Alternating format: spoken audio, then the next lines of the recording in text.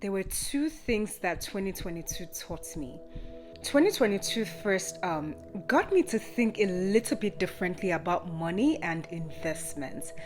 And 2022 also allowed me to see God's hand in my move from San Francisco, California to Chicago, Illinois. Yes, I did move back to Chicago this year.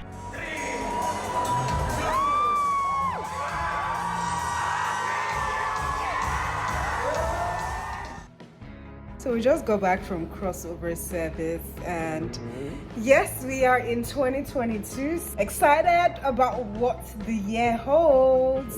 See you December 2022. It's literally the same thing every year. On December 31st of every year, I go for crossover service. And this year was also the same thing. I went for crossover service. That night during service, we actually did have a live ministration by the late Sami Oposu. So it was an amazing time. I was so excited about what the year had in store for us, what it had in store for me. I also was really excited as well. In terms of what the year had in store for me, in terms of money, right? So in 2021, I had actually made a lot of money through stock investments, through the stock markets. And December of 2021, I put in a lot of money in my stock investment account because I was like, oh my God, 2022 is gonna be the year for me. I made a lot of money in 2021. In 2022, we're gonna quadruple that. And I was really excited about that. The S&P 500 down 19% on the year, saw its worst year since 2008 as a vast majority of stocks fell into a bear market. Wow, I still remember waking up that morning. I had actually gone back to San Francisco, California, and I woke up, I believe it was around 4 a.m. because the stock market was just really on my mind. And I opened my investment account on Robinhood, and I just saw how red things were in terms of my investment portfolio. I had actually put in a ton of money into this particular company, Costco, which, I mean, for people that are not familiar with Costco, is basically a very huge, I'll call it a supermarket where you could buy things wholesale. And I had made a ton of money from Costco in 2021. And because of the profit I made in 2021, I literally dumped a ton of money in December of 2021 in preparation for 2022. I dumped a ton of money in Costco, and I woke up and I saw my investment portfolio was red. It was red, negatives. Like, I'm talking about a huge loss. Huge loss. So we're talking about loss in the 5 digits. At that point, since I mentioned, yes, I did wake up around 4 a.m., I struggled to go back to sleep. Because I was like, oh my God, all of this money gone. And I remember I picked up the phone and texted my husband, because at that time we were still in a long distance marriage. He was still in Chicago. And I texted my husband, I texted my siblings just to lament. I was so sad. I can't even remember whether I cried, but all I was just thinking about is, what am I going to do? And my hope was that I'll be able to recover all of the money I lost in the stock market later in the year. I was really hopeful about that. But one thing I'll say for sure is, after that huge loss, I'll be honest that experience actually shifted my perspective about money a little bit. When I say shifted, of course, for people that don't know me, I've always been a very frugal person. So yes, I still was very wise when it came to spending money. However, that experience, I guess maybe because of how much, right, like how negative my stock investment account was, it just made me realize that yes, be wise when you're dealing with money. However, just live a little, because I was the type of person, you know how there are people out there that, yes, they are very wise in terms of how they deal with money. They know all the good stuff about investments. They are doing all these things right, but they tend to reward themselves when things work out in their favor. However, I was that type of person that I hardly ever rewarded myself. If something good happens, if I make money in terms of investment, I just keep on saving, racking up all of that money. But this experience just really taught me, yes, be wise with how you deal with money, but it's okay, live a little bit. So this experience actually shaped the rest of my 2022, and it made me basically, it made me just decide to live a little in 2022. Welcome with me for the very first time, Mr. Adebayo and Mrs. Dahun Kende. My husband and I had been in a long distance marriage, or let me say relationship. We got married October of 2021. However, since that time, he had been in Chicago while I was in San Francisco. And one of the things I was determined for, that I was praying about for 2022, was that I would move back to Chicago in 2022. And I was actually so specific. I actually had a strong prayer point to actually leave San Francisco, California in May of 2022. I was so specific about that because my lease back then in California was actually going to be expiring in May of 2022, and I wanted to be leaving California when my lease expired, just so that for whatever reason I will not have to extend my lease. So that was a big prayer I had as at the beginning of the year, and just having it in mind that by God's grace I'll be leaving California in May of 2022. My goal for at least the first few months of 2022 was to maximize my time in California. I wanted to do so many things I hadn't done before, and most importantly, actually, so a few of my friends and I had actually started a platform in California called Africans in the Bay. And as the name implies, it was just a platform we started to basically bring Africans in Silicon Valley, Africans in the Bay Area together. So I knew that, okay, if I'm going to be leaving California May 2022, I really had a strong desire to really work with my friends to build this platform further, so that hopefully by the time I leave, we'll already have something really, really good going on, so that honestly, the platform will just skyrocket and will just keep on making an impact in the African community in the San Francisco Bay Area. In January of this year, we had the Africans in the Bay platform had their first in-person events of 2022. So it was a very amazing time. We had, of course, food. It was just more of like a hangout with tons of food and games. Of course, the favorite game we keep playing at a hangout is 369, which is basically a game that you call numbers in chronological order from 1 and upwards, but when you get to a number that has 3, 6, or 9, you clap instead. 48, 50, 51, 52, 54, 55. 56. Oh,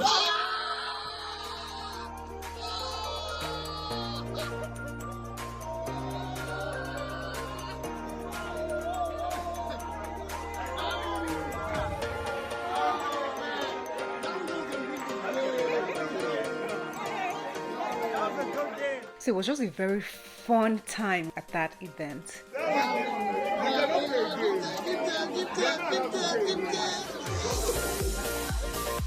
So speaking of making sure that I maximize my stay in California, in February, I went to my first ever NBA game.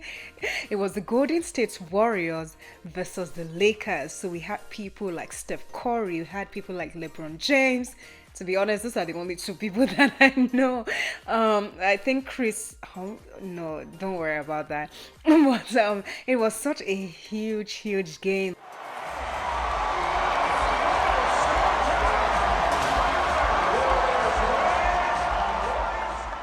And also in February, my husband actually came to visit me from Chicago. And yes, we also did a trip. It was about a 2-hour drive. We did a trip to the Santa Cruz Boardwalk, which, so the Santa Cruz Boardwalk is basically a beach in Santa Cruz. It's a beach that has an amusement park as well on the beach. So it was a great time. We actually did a picnic on the beach. I remember the day prior, we actually made a few things. We did asun, sausage rolls, and a few other things that we took to the beach with us. We got our tent set up by the beach, but it was just a little bit chilly that day, but we still had a very amazing time together. I remember we also took a board game with us, so my husband and I played a board game together. We did not go on any of the rides in the amusement park on the beach. It was just too cold and there was no one else to watch our stuff, but we really had such a great time.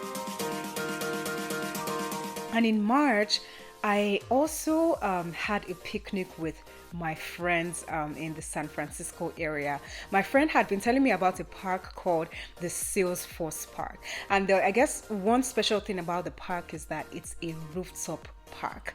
So, I mean, that's already exciting. So I really made sure I went to that park before leaving San Francisco. And mind you, during all of this time, I still did not yet have a job offer, but I was just so hopeful that in May of this year, I would be saying deuces to California.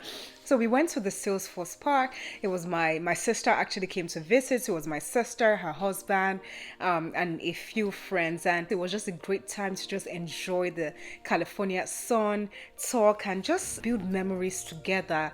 Yes, and also in March was actually when things regarding the job search actually started picking up for me. I say picking up because I had been doing a few interviews earlier in the year, but I did not actually have a job offer. And in March, things started picking up for me. Finally, in April, I got my job offer, which was actually what I desired, right? It was a fully remote role, and fully remote means that I will have the opportunity to move back to Chicago. Let me say at least the company was giving me that flexibility. So I was so excited because I was finally going to be reunited with my husband back in Chicago. So I eventually left California as I was hoping for in May. Looking back, I can say that I actually saw God's hand through the process, because just being so specific, right? Being so specific, even though there were still things that had to be done in the process. Like I mentioned, I was still interviewing. There was no concrete job offer, but that was my desire for my husband and I to be reunited and for me to be leaving when my lease expired.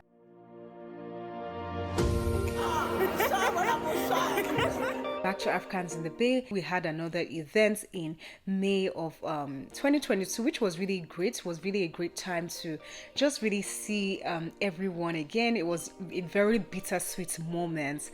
So yeah, looking back, I'm very happy about what I got to do before leaving California. However, there were still a few things that I was hoping to do that I did not get to do. So for example, I wanted to go to Napa Valley, which is a very big there's a place in California, big winery, and I really was hoping to go there, but I'm just still really grateful for what I was able to do before leaving. I'd like to welcome you to Chicago.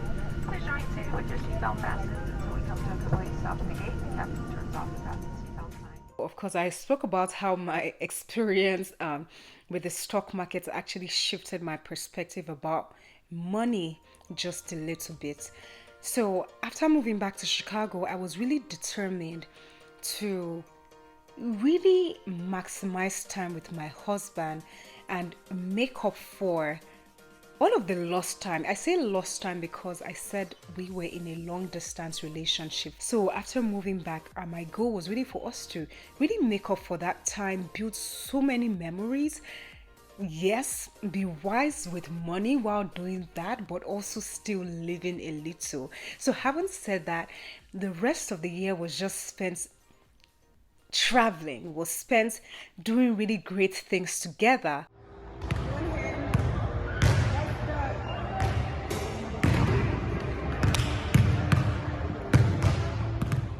My husband's cousin actually owns this organization called God Culture. So there was a Memorial Day event. The Memorial Day event was more of an inter-church sports events. So there was a sports competition between various churches. We didn't actually, my husband and I did not participate in any of the competitions, but it was really a great time to really see the competitions that were going on. We also got to play some games together, like table tennis. We also played basketball, not in the competition, just something to do for fun. And we also ran into a lot of people we knew because there was the 360 photo booth. So it was really a very, very great time.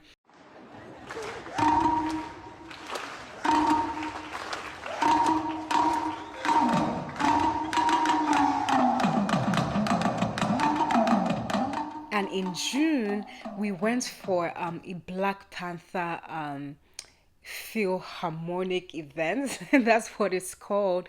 So it was literally the Black Panther, like the first Black Panther movie playing, but then the instrumentals for the movie was actually played live on stage. So there was literally an entire band, a whole band on the stage. So it was really, really great just experiencing that's live. I mean, that was my first time going to something like that. And also in June, my husband and I traveled to Houston for a friend's graduation. So one of my college friends' residency graduations, which was officially becoming a doctor. So it was really, really great to connect with some of my friends, other friends as well from college. Also in Houston, we went to one of the very popular Nigerian restaurants. They're called Aria Suya Kitchen. Went to Lakewood Church, and it was just really great being in Houston, except from the weather. It was quite hot there, but it was really great just building those memories once again with family. With when I say family, I'm also talking about my friends, just because we had been friends for a very long time. So it was really, really a great time. And then in July, my husband and I traveled to Dallas. We went to Dallas for a friend's sister's wedding. I'll just say we went to Dallas for a wedding. So it was once again another opportunity to reconnect with my other college friends. It was really, really such a great time. It was also really great hanging out as well with my college friends, because even besides the wedding that we all went for, we also had a small get together the next day at one of our friends' place. Happy birthday to you. Happy birthday to you. Happy birthday, dear Dahun. Happy birthday to you. July 27 was my birthday. It was my first birthday as a married woman, and I'm also going to use this time to just give a huge shout out as well to my husband for really making the day special. Hey, no, you know from my hand. Okay, okay. So in terms of building memories, yet again, he actually planned a dinner cruise for the birthday. So it was really great. I am someone that is a sucker for views. So if you really want to do something to make me happy, I would say food and nice views. So he actually booked the dinner cruise. We got to see the Chicago skyline. Aside the Chicago skyline, there was food as well. He also had flowers set up for the table, and there was fireworks as well. So it was really a great experience, dining, views, fireworks, water. It was really, really a great birthday. My husband and I also went to New York. This was both our first time in New York. We were only there for a very short time, so we didn't get to do as much, but at least we got to go to Times Square. It was extremely busy, but what I loved about Times Square was just seeing all the lights. Also in New York, we got to go to the World Trade Center as well. So we got the 360 view at the top. And in New York as well, we got to go to another popular African restaurant called Lagos. I really liked the name, really stood out to me because Lagos is a very popular place in Nigeria, but the food was great. We actually had dinner with a few other friends, so it was really, really good just being around friends and just really building those memories. Yes, and also in New York, we got to go to Wall Street. Man, I had to go there, especially because of the experience I had earlier this year with the stock markets. But it's I remember when I was there, all I just kept on saying is, man, I wish I could see the people that are controlling the market. I really wish I could see them and give them a piece of my on my mind. And then I was just really just thinking about the money I had lost earlier in the year. But I was really happy that we really got to experience New York. We got to visit lots of places. We also wanted to go to the Statue of Liberty, but like I mentioned, we're only in New York for a very short time, so we didn't get to go to the Statue of Liberty. But all in all, it was a very amazing trip. October this year, I actually got to see my parents. My parents came from Nigeria. My mom was actually here for about 2 months, and my dad was here just for a short time. But it was really, really great seeing the fam or seeing the parents, because the last time I had seen them was actually during the wedding period in 2021. There was actually a time my mom actually came to sleep over at my husband and I's place. So it was just a great time. And of course, you can trust African moms. So my mom cooked a ton of things, from efo, which is vegetable soup, to jollof rice, to goat meat stew, to okra soup. Like, I can't keep going on, but I was really happy to be seeing my parents again. And speaking about October as well, so October was also my husband and I's first year wedding anniversary. To celebrate our 1-year anniversary, we actually did a staycation at the Trump International Tower here in Chicago. First of all, talking about the customer service there, the service was amazing. The customer service there was great. The views as well, right? Because since it's a high-rise building downtown Chicago, you got to see the skyline of Chicago. You also got a view of the lake. We had dinner. We also went for a spa together. The experience was really great. And whenever I just look back at 2022 as a whole, one of the biggest learnings, right, in terms of the stock market was that it taught me, right, 2022 really taught me to handle my investments with more wisdom. I say that because I got into the situation I found myself in earlier this year because I made some silly mistakes. And I did mention how, of course, yes, I was investing a lot in 2021 and I made a lot of money. However, the money I made in 2021 was just by luck, because I honestly didn't know what I was doing.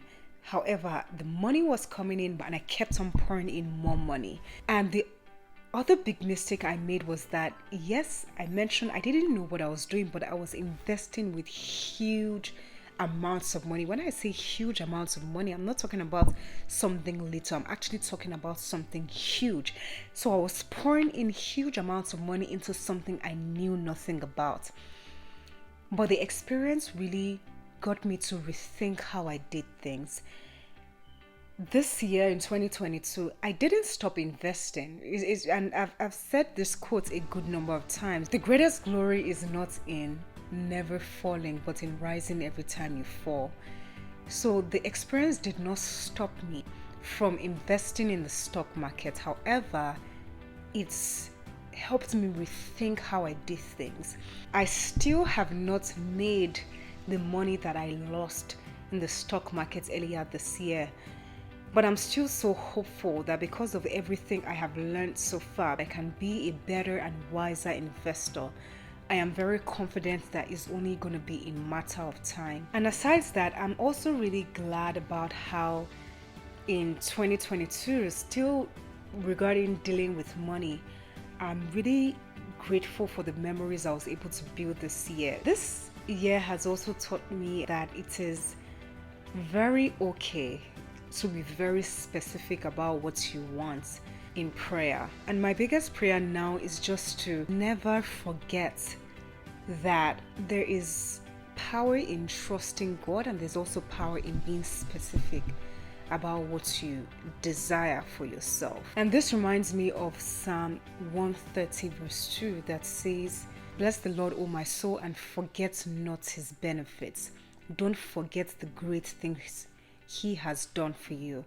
And my biggest prayer is in 2023, I will not forget that I can be specific and trust God, and I know it will be done. That irrespective of the situation I find myself in, no matter how complicated the situation might be, I should never forget that I serve a big God that answers prayers. Thank you, 2022. And at this point, I want to wish you all a very amazing 2023. Happy New Year. I was that type of person that I hardly ever rewarded myself. If something good happens, if I make money in terms of investment, I just keep on saving. Yeah, yeah, Jesus. So the experience did not stop me from investing in the stock market. Yes,